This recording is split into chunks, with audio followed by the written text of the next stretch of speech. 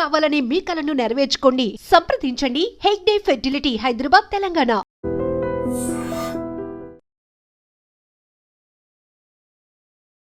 ఒక సిగరెట్ ఆ ఉపాధ్యాయుడి ప్రాణాన్ని బలి తీసుకుంది. వినడానికి కాస్త వింతగానే అనిపిస్తోంది కదా. మనం సినిమాకి వెళ్ళినప్పుడు బిగ్ స్క్రీన్ పైన ఒక కొటేషన్ చూస్తూనే ఉంటాం, smoking is injurious to health అని. పొగ తాగటం, ధూమపానం సేవించటం, మద్యపానం కూడా ఆరోగ్యానికి హానికరమని. కానీ సూర్యాపేట జిల్లా కోదాడ మండలం మంగళితండాలో ఉపాధ్యాయుడు బాలాజీ చేసినటువంటి చిన్నపాటి నిర్లక్ష్యం పూర్తిగా ఆ సిగరెట్టే అతన్ని దహనం చేసిందని కూడా చెప్పొచ్చు. ఏం జరిగిందంటే, నిన్న శ్రీరామనవమి సందర్భంగా ఆయన భార్య పిల్లలతో సహా తన పుట్టింటికి వెళ్ళింది. ఈయనకి రెగ్యులర్గా మద్యం సేవించడం అలవాటు ఉంది. అయితే అదే క్రమంలో ఆయన అప్పటికే మద్యంలో ఉన్నారు. ఈవినింగ్ వరండాలో సిగరెట్ కాల్చిన తర్వాత, ఆ స్మోక్ చేసిన తర్వాత సిగరెట్ ఆ పీల్ని ఆపకుండా ఆయన నిర్లక్ష్యంగా అక్కడ ఉంచేయడం వల్ల ఆయన పడుకునేటప్పుడు మధ్యమధ్యలో ఆయన నిద్రలోనికి జారుకున్నాడు. ఆ సమయంలోనే అక్కడ కూలర్ నుంచి వస్తున్నటువంటి గాలి కూడా తోడైంది. ఈ సిగరెట్ నుంచి వస్తున్నటువంటి ఆ అగ్గిరవ్వ ఏదైతే ఉందో ఇది మంచం నవారుకి అంటుకొని పూర్తిగా అది భారీగా మంటలకు వచ్చి ఆయన ఎలా అయితే పడుకున్నారో అలానే సజీవ దహనం అయిపోయారు. ఇక్కడ మనం చూడొచ్చు ఎంత భయంకరంగా ఉంది. వినటానికే చాలా భయం వేస్తోంది. ఇంత నిర్లక్ష్యం అతని ప్రాణాన్ని తీసుకుంది అని. అంటే జనరల్గా మనకు తెలుసు, సిగరెట్ తాగడం అనేది మనిషి ఆరోగ్యాన్ని ఏ విధంగా క్షీణిస్తోంది, లివర్ చెడిపోతుంది, హెల్త్ చెడిపోతోంది. ఆఖరికి కొన్ని సందర్భాల్లో అది ఎక్కువగా హెల్త్ ఇష్యూగా మారి చనిపోయిన సందర్భాలు ఉన్నాయి. కానీ ఇక్కడ అప్పటి వరకు ఆయన మద్యంలో ఉండి ఒక సిగరెట్ ఏదైతే స్మోక్ చేసి ఎంజాయ్ చేయాలి అనుకున్నాడు, బట్ ఆ ఎంజాయ్లో వచ్చినటువంటి ఒక నిర్లక్ష్యం అతని ప్రాణాన్ని బలి తీసుకున్న విషాదకరమైన ఘటన అయితే మాత్రం సూర్యాపేట జిల్లా కోదాడ మండలంలో చోటు చేసుకుంది. ఆయన స్థానికంగా ఎస్జిటి టీచర్గా పనిచేస్తున్నారు. మీరు చూస్తున్నారు విజువల్లో, బాలాజీ ఆయన పేరు కూడా. ఇది చెప్పడానికి కూడా చాలా వింతగా అనిపిస్తోంది వార్త, ఎంత బాధాకరం. బట్ ఇలా చిన్న చిన్న నిర్లక్ష్యంతోనే మద్యం సేవించి ఆ మత్తులో కొంతమంది ఏం చేస్తున్నారో కూడా తెలీదు.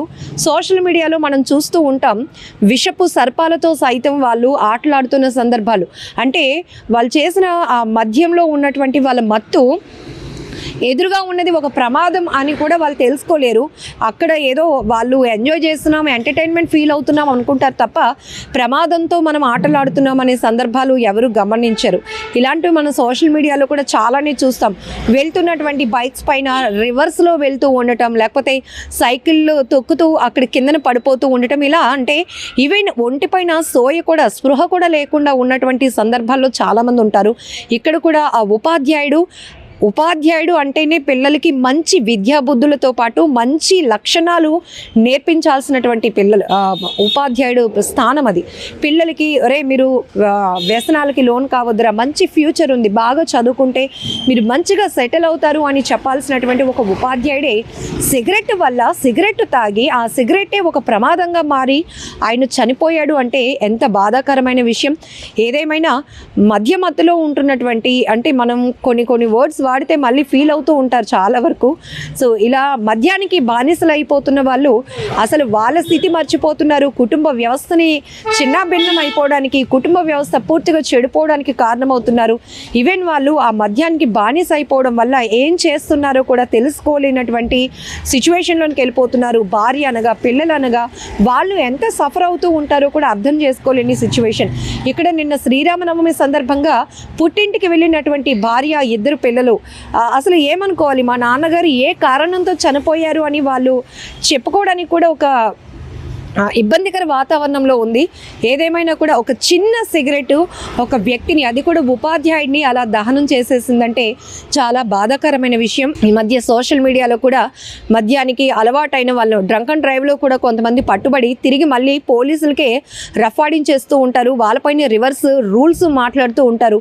ఇవన్నీ ఏంటంటే మనం చాలా వరకు కొన్ని సందర్భాల్లో ఎంటర్టైన్మెంట్గా తీసుకుంటాం, కానీ వాళ్ళ ఫ్యామిలీస్లో ఎంత ఇబ్బందికర వాతావరణాన్ని క్రియేట్ చేస్తూ ఉంటాయో.